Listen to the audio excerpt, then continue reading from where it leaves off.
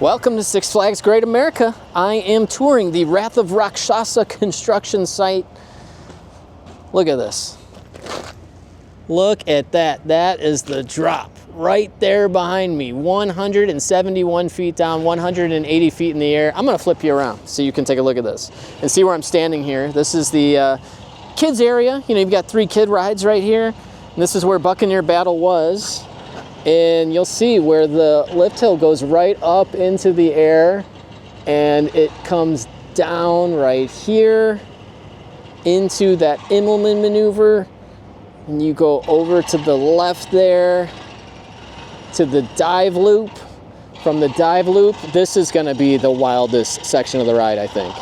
You do a 0G roll underneath the lift and you go into this turn. Some people are calling it a demonic knot. I don't know if that's what that is, but this crazy turn that then comes up into another inversion, like a corkscrew kind of thing. I don't know what you would call that. And that's kind of where they've left off right now.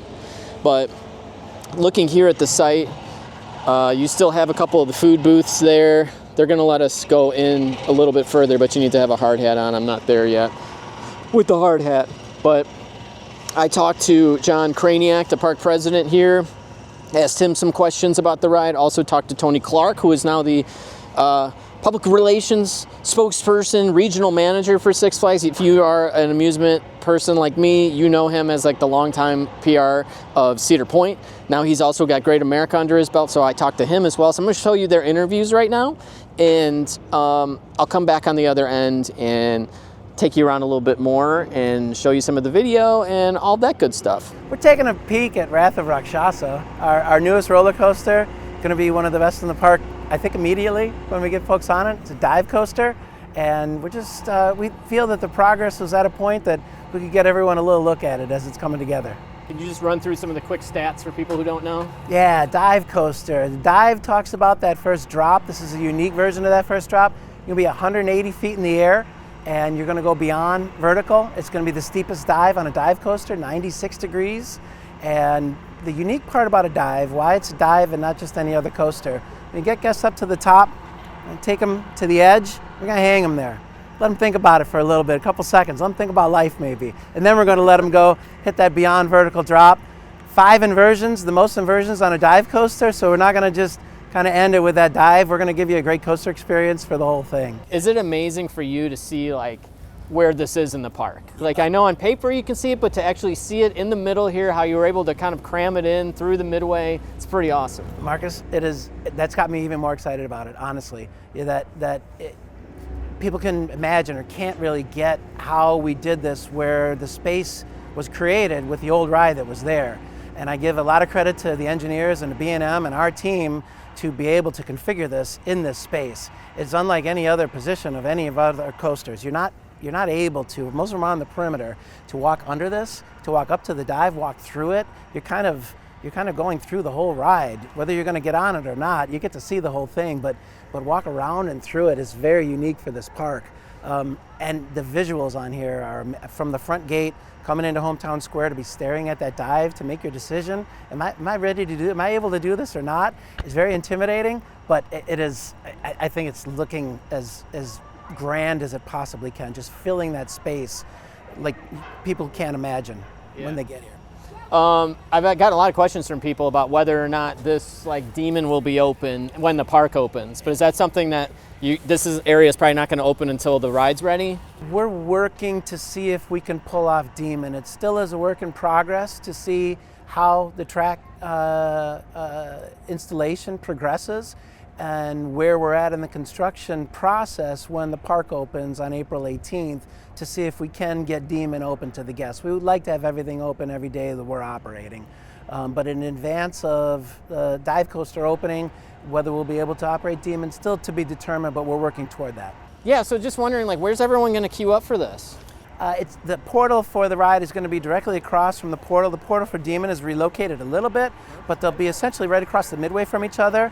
The queue space is in some of the old space. You're going to be kind of around the ride course itself. We expect maybe it'll spill out a little bit onto the midway, but we got to plan for that too. Okay. Any more details about the theming and things that'll be going on with the ride? I'm anticipating the theming to be about as thrilling as the ride itself. So I've got high expectations, and I'll leave it at that. We're going to show you the progress right now. We're going to leave a little bit in our pockets for when people get on the ride. We can expect to see that before ride opening maybe, or is it going to be a surprise then? There'll be a few special guests, I think, before the ride opens to the public, but I don't know, we'll reveal too much.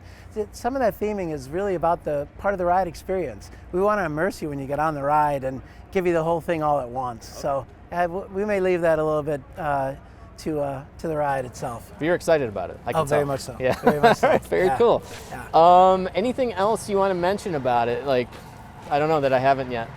I know we're going to see the trains here in a little bit. So anything about the trains that you really like? We're going 7 across on this one.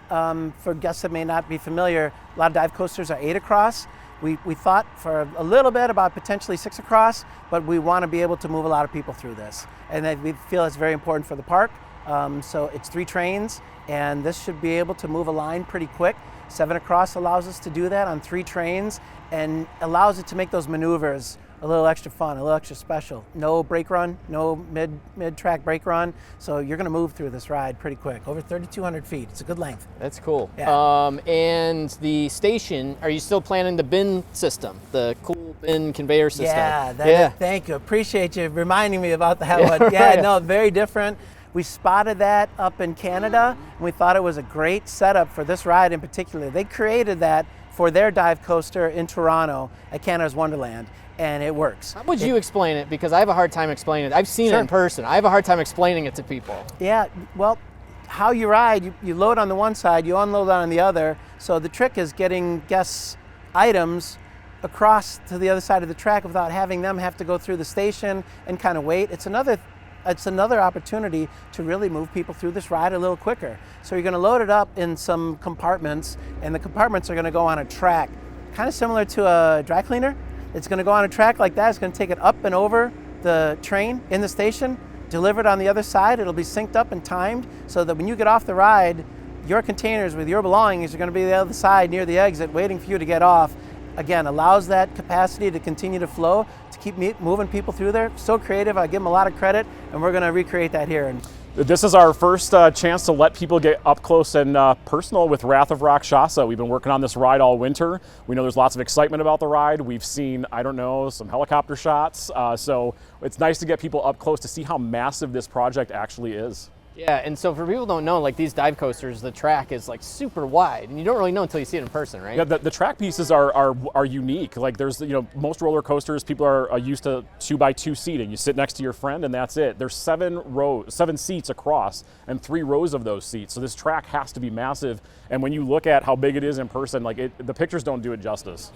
People watching this might not know, but you once worked here, right? Back in the day? Yeah, so yeah. What is it like for you to see where this is in the park, like how this was able to fit in this section? It's very creative. Well, the last time I worked here, I was 16 years old, so a lot has changed since then. But like a lot of us who grew up with this park, you see the park evolve, you see new things come in, and that's what we have to do to make our business more exciting. Every year we want to introduce something new, and it's not very often that you get a coaster this massive, and to see it here with its entrance toward the county fair area, it's just a very different atmosphere for sure. The beautiful part of this manufacturer is their track is not only huge, but it's beautiful. It's like a work of art, and the curves that they put into these rides, they look kind of funky, but it's really to make it more comfortable for you. It's to get the heart line on your body where it's supposed to be when you're going upside down, so it's comfortable. Batman the Ride's a great example. It's got a heart line roll, and it makes sure that you feel comfortable going through that inversion. But this compact layout, it's got its own personality, just like every other coaster. It's definitely a